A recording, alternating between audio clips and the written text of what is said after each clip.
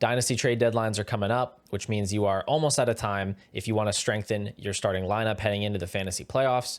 Figure we can talk about some contending trade targets today. I'm not going to go over obvious names like Mixon, Barkley, Henry, Kittle, Cooper Kupp. Those guys are expensive. They're almost certainly on contenders already. We're also not going to talk about Chase Brown since we already nailed that one 2 weeks ago. He is looking like an absolute league winner. He's currently getting the best running back usage in the NFL. Instead, today, we're going to go a little bit off the beaten path, talk about some other players that could be the key to your championship run. My name is Paul. This is Pure Potential. If you enjoyed today's video, make sure to subscribe, like, leave a comment. Let's get into it. Now, if you haven't seen it already, I would definitely recommend checking out my video from last week. I went over some general principles about trading at the deadline. The SparkNotes version of that, at least for this video, is that I never advocate for going all in. And by that, I just mean making such aggressive moves in the current season that you are going to be forced into a rebuilding year, either in the following season or the season after that. But I don't think there's anything wrong with making a few tactical purchases down the stretch that can boost your odds, especially if you've been dealing with some injuries, or if you're like me, you've been waiting all year for Jalen Waddle to do something and you just can't bear to see him in your starting lineup anymore. So I've got a total of 7 players to talk about today, and I'm not going to waste any time. We're just going to jump right in with a couple of unlikely heroes. These are guys that honestly before the season, I never would have expected to be on the fantasy radar at all.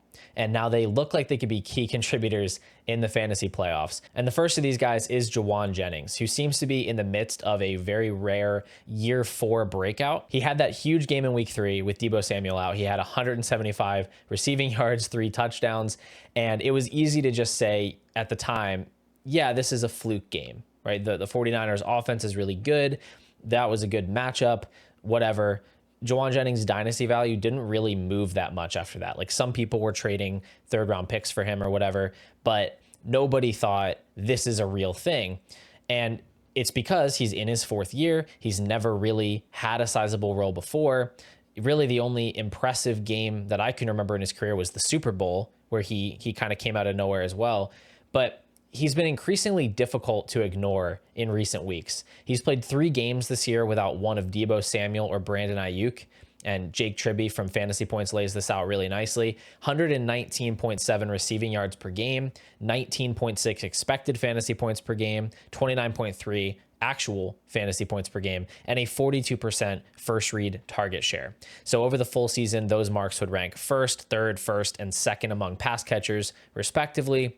That's just insane usage. That's insane production. I kind of think he's good. I mean, he's playing inside, outside. He's getting targeted all over the field. He makes some pretty impressive plays, contested catches, things like that. So I want to buy into this production, and it helps that he has some potentially high scoring games down the stretch too, against the Packers, the Bills, the Rams, the Dolphins, the Lions. These are games that could turn into shootouts. These are other teams trying to lock up playoff positioning. These are teams with high-flying offenses. So I think he could be one of the best wide receivers in fantasy the rest of the season.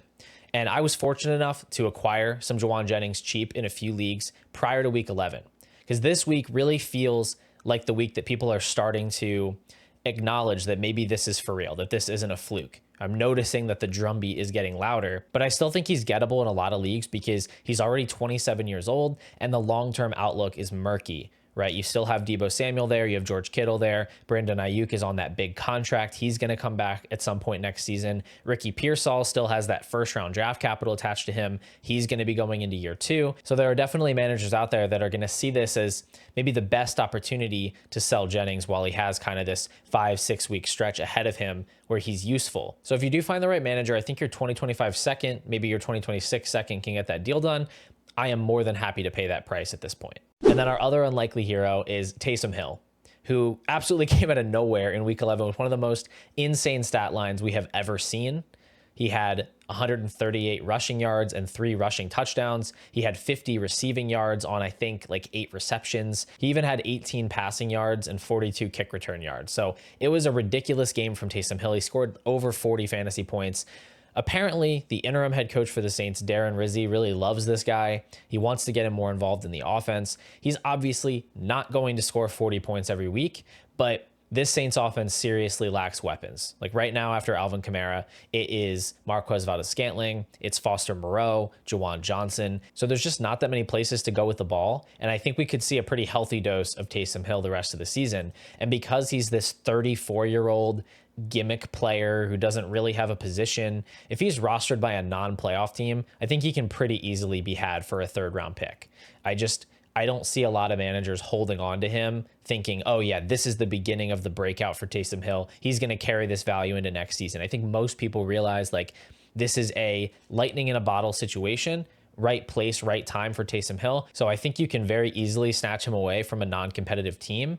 And if you have that opportunity, I'd say to just do it, because I think he has a very good chance to outscore elite tight ends like Dalton Kincaid, Kyle Pitts, and Sam Laporta down the stretch. All right, now let's talk about some players with great schedules to end the year. I don't really get much into the micro analysis of fantasy schedules in the offseason because there's just so much variance with defensive players getting injured, teams sort of over or underperforming their preseason expectations. But at this point, we know who these players are and we know which defenses are good and which defenses aren't. And so the schedule is really one of the only tiebreakers we have left at this point in the season. And one player with a really good schedule down the stretch is Rhamondre Stevenson. He has, according to DraftSharks.com, the 7th best remaining schedule for running backs. He plays the Dolphins, the Colts, the Cardinals, and the Bills, which are all plus matchups for running backs. His only bad matchup is Week 17 versus the Chargers. But what I like about buying Rhamondre Stevenson specifically is that it's not just about the schedule. He has become a serious workhorse running back. He ranks 13 in rush attempt percentage according to the Fantasy Points data suite, and that is percentage of all team rush attempts, not just running back attempts. So the fact that Drake May scrambles a good deal actually hurts him in this category. But when it comes to running back rushes, he is dominating the backfield. He's actually got an identical rush attempt percentage to Derrick Henry, although of course the Ravens do run it a lot more. But just to put it in perspective, he's actually a little bit ahead of Bijan. He's ahead of Jacobs. So he has been a workhorse on the ground, but he also has a 10% or higher target share in 7 of 10 games this year. So he's being used in the receiving game. He's being used on the ground. The offense has been, more dynamic under Drake May, more scoring opportunities. And he's just wildly undervalued on Fantasy Calc. He's behind Ricky Pearsall, Xavier Worthy, Tony Pollard, Aaron Jones, Bryce Young, Michael Pittman, James Conner, Najee Harris, just to name a few guys. Some of those, like Pittman and Bryce Young, just don't make any sense to me. But then you look at someone like Aaron Jones, they're both averaging about the same points per game. Stevenson's a younger guy. He's on a multi-year contract with the Patriots. I just don't see why I would prefer Aaron Jones. And then pretty much the same deal for James Conner. With Najee Harris, I just think Stevenson's better. He doesn't have nearly as much competition in the backfield. So he just sticks out to me as a clear buy anyway. And then the schedule is kind of a cherry on top. And then the next guy I'll point out is Calvin Ridley. And early this year, I was really starting to wonder if Ridley had completely lost it. I mean, there was a stretch there where he just wasn't scoring at all. He had like single-digit points in 5-6 games in a row, but he's been amazing since DeAndre Hopkins was traded. He ranks 5th in the NFL in receiving yards since week 8. He has a 30% target share over that span, and he's scoring 17.8 points per game over that span. So he's basically been a wide receiver 1 over that stretch. And he actually has the best remaining schedule for wide receivers. He gets to play the Texans, the Commanders, the Jaguars twice, the Bengals, and the Colts. All of those are plus matchups for wide receivers, and the Jaguars are actually one of the absolute best matchups. So he is just set up to smash down the stretch. I'd be very happy to send like a 2nd and a 3rd for him, or like a random future 2nd in 2026 or 2027, something like that. And just based on where he's sitting on Fantasy Calc, I think that's the type of trade that can get done. And I also want to give Jakobi Meyers a quick shout out. I already highlighted him as a buy earlier this season, but the Raiders have the 4th best remaining schedule for wide receivers, with Denver being the only tough matchup, and that's this week. So after this week, he gets the Chiefs, the Buccaneers, the Falcons, the Jaguars, and the Saints to end the season. That is a string of really positive matchups for him, and he has target totals of 6, 11, 7, 9, 10, and 9 over his last 6 games. So Jakobi Meyers is not the type of guy who has big spike weeks, but with so many disappointing wide receivers this season, with so many guys on season-ending IR, a player with that floor actually does have some utility in deeper starting leagues. All right, now let's close this thing out with 2 wide receivers I'm actually willing to pay up for. But like I said at the top, I'm not really crazy about trading firsts for immediate production. Like, I don't want to go out and trade my first for Derrick Henry. I don't want to trade my first for Alvin Kamara, because that's like an immediate value loss once the season is over. And so I have to be really, really sure that that's the guy that I need to win the championship.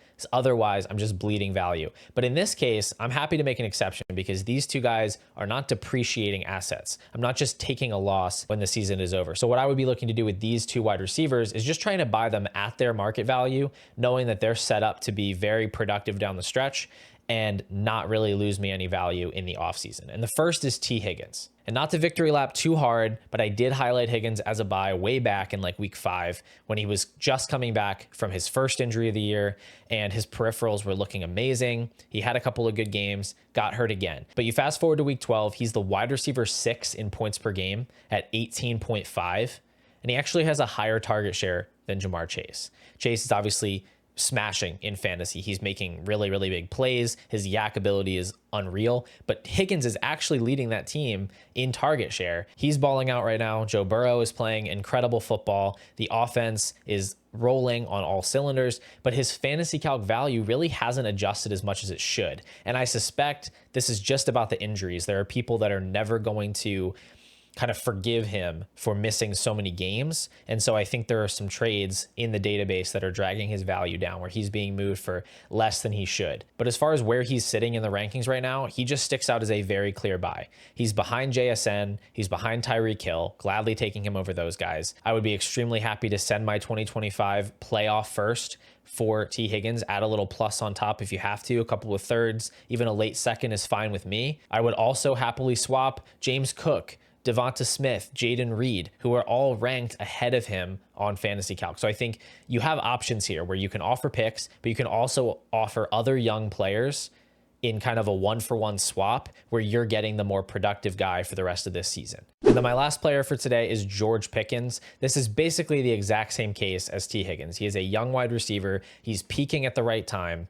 He's actually had strong target earning numbers all season. He only has one game below a 20% target share, but Russell Wilson has really unlocked him. 17.7 points per game since Russ took over. Now he might be a little bit harder to acquire. According to Fantasy Calc, he's ranked about 12, 15 spots ahead of Higgins, but I'd be sending the same types of offers, you know, a late first and a second, maybe 2 seconds, or you can try to swap one of these similarly valued players that I mentioned 1-for-1, add a little sweetener on top if that helps to get it done because you know you're getting the better scoring player for the rest of this year. He's honestly the guy you might want to prioritize because he's actually a couple years younger than Higgins and he has a better schedule. He actually has the 5th best remaining schedule for wide receivers. He gets to play the Browns twice, the Bengals, the Ravens, the Chiefs. The only actually bad matchup he has left is the Eagles. So he's probably worth paying a little extra for if you have to. Anyway, that's going to do it for today, guys. As always, thank you for watching the video. Thank you for supporting the channel. If you enjoy my content, please hit that subscribe button. It really goes a long way. And if you want even more Dynasty content from me, you can hit the join button as well underneath this video or over on my channel page and become a YouTube member. It gets you access to the private members chat on Discord where you can ask me questions, and it'll get you access to my top 200 Dynasty rankings as well as the weekly members only live streams right here on YouTube. Either way, I'll be back soon with another Dynasty video, and I hope I'll see you then.